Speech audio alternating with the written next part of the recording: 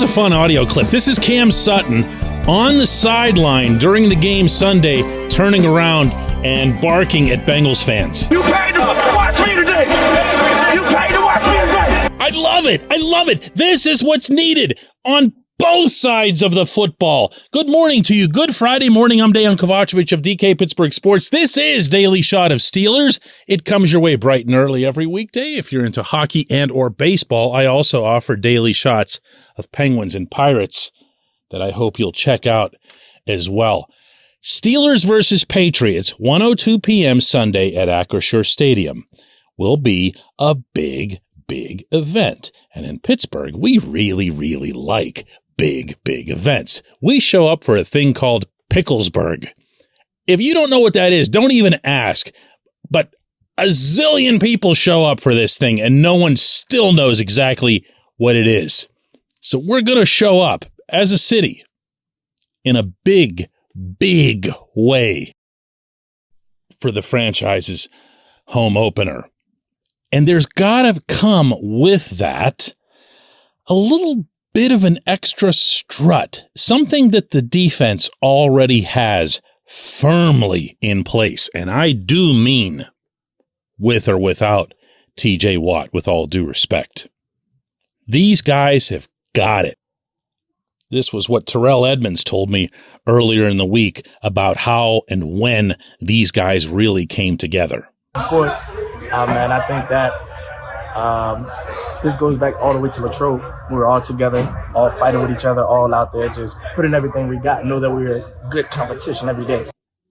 And that's great. Good for them. Obviously, in TJ's absence, they need to sustain that, and that's going to require more fuel. And that, of course, is going to require more production along the lines of what we saw in Cincinnati. Not necessarily at a 7-sack, 4-pick level, but something that keeps that fire going, you know? And while they're at it, they might as well pass along some of that to the offense, which, through one game, well, you saw it. I don't have to keep burying it. But I do feel it's relevant to stress one last time before kickoff that this group has to be unleashed a little bit, at least a little bit, so that we can see some of that skill that we know, meaning you and I know, exists on that offense, mostly at the wide receiver positions, but there's also a first-round pick at running back and a second-round pick at tight end, etc., etc. When they have the football in their hands, they have shown that they can be dangerous. In a couple of cases, notably that of Deontay Johnson, they've proven it. They've proven it. So let's see it. Let's see it even at the risk, and I'm underlining that word, risk, of having it hurt you within the game context on a given Sunday. It's the perfect time to advance your career and invest in yourself. Point Park University has lowered tuition on many master's degrees. Pay the same low master's price for courses online or on their gorgeous downtown Pittsburgh campus. Whatever works best for you.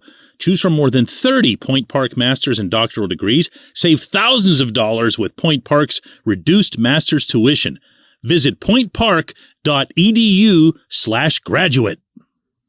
And here's what I mean by taking the risk without necessarily prioritizing the game that's right in front of you. The NFL, even with the expanded schedule, is still only 17 games.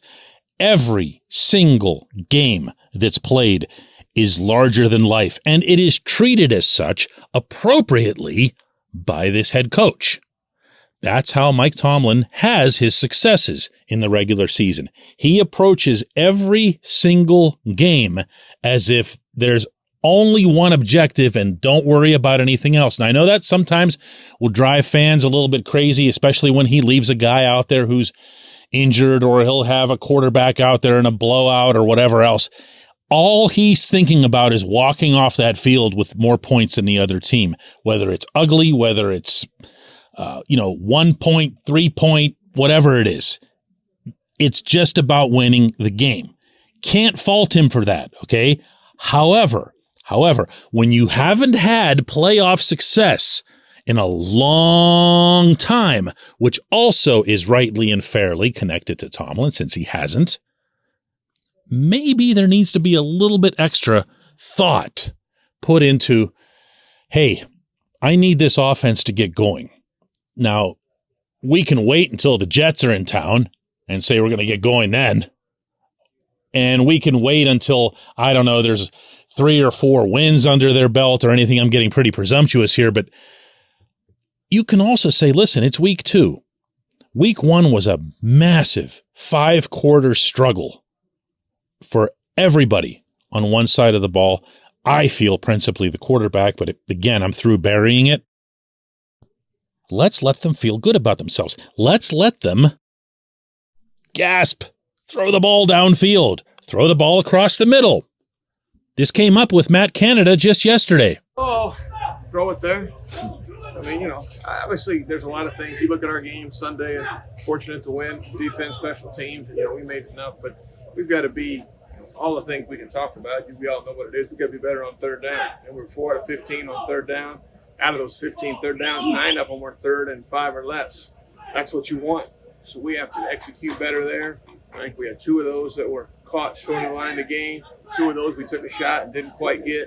2 of those we had a communication issue type of thing. So we got to be better on third down, and I think all those things, where we do and what we do, a lot more plays would have occurred if we'd have been better on third down to keep drives going to do more. So I appreciate your question, but I think that's where we're at. That's what we have to be better at, and there's no secret about that. If we do those things, we stay on the field longer, and a multitude of things that we're all going to talk about here, I'm sure, are different. So that's where it is, and that's what it is. Now, that's the classic Canada non-answer. He could have kept going like that for 5 minutes, but I actually want you to hear those on occasion so you see what it is that we deal with at the facility when we're asking the tough questions. It doesn't matter what you ask. They can answer whatever it is that they want. But yeah, he's got to be part of that too. And so does the quarterback, and so does the running back, and so does the offensive line, and so do the tight ends, and so do the wide receivers. Everybody has to do their part. I realize I'm handing you what sounds like a lot of stone-cold cliches, but there's a reason they become cliches. This offense needs to find its own version of Cam Sutton turning around and barking at those Bengals fans. And this would be a really good week to do that, except that you don't want to yell at your own fans. When we come back, J1Q.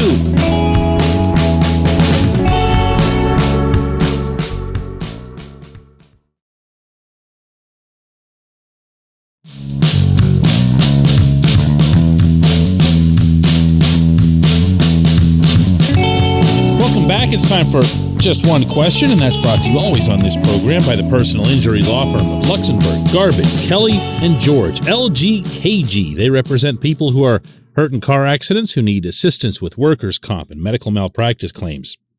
The attorneys at LGKG have been designated super lawyers, capital S, capital L, for the past 15 years. And yes, that is a real thing. The super lawyer designation is reserved for the top 5% of all attorneys in Pennsylvania. Learn more about them at lgkg.com or by calling 888-842-5454. And today's J1Q comes from Slim, and he asks, hey, DK, do you think this is the year we're going to see the Matt Canada offense that's been so hyped up that we didn't see last year because he now has Mitch at QB? Or does Tomlin just want Mitch to be a game manager and not turn the ball over? Well, I asked Tomlin this week at his press conference about the same thing, really, about not throwing downfield or across the middle, and this was his response. With downfield throwing comes the potential of negativity and turning the ball over. And environmentally and the structure of how they function, we did what we thought was appropriate to win the game last week. It has no bearing on how we're going to function this week. Okay, cool. Let's see it. He says it's coming in the next game or something to that effect. Let's see it.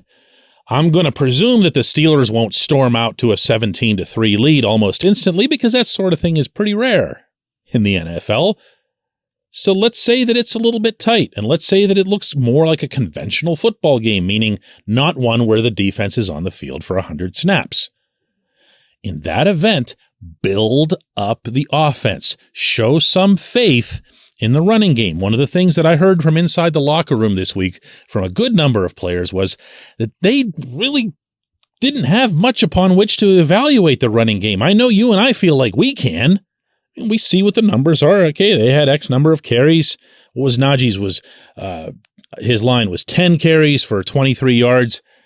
That's not much of a sample, and anyone will tell you that running the football at any level of the sport becomes more of a strength as you go deeper into the game because the defense gets tired of defending the run. So let's see it. Let's see some of it stick, and let's see those passes. The truth is, if you go back over the preseason, even if it's just Mitch's portions of the preseason, the Steelers' greatest successes came when he was throwing the ball downfield. Same thing happened at training camp when he was going against a much better defense than what the Steelers will see on most weekends. So does Tomlin want him to be a game manager? He says he doesn't, to try to answer your question, Slim. He says that he doesn't. We need to see this with our own eyes, because if his affection for Mitch that he's demonstrated from day one of Mitch's arrival is based on the fact that Mitch has never thrown a pick six in 50-plus starts as an NFL starter, I mean, I really hope they're not getting too excited about Trent Dilfer Jr., I'd like to think there's a little bit more to his game, and I definitely know that there's more of a ceiling to the guy currently behind him on the depth chart. Oh, yes, I said that. I did say that. I promised I wouldn't do that, but I did anyway. I appreciate the question, Slim. I appreciate everyone listening to Daily Shot of Steelers, and we will do another one of these after the game, first thing Monday morning. Thank you so much for listening.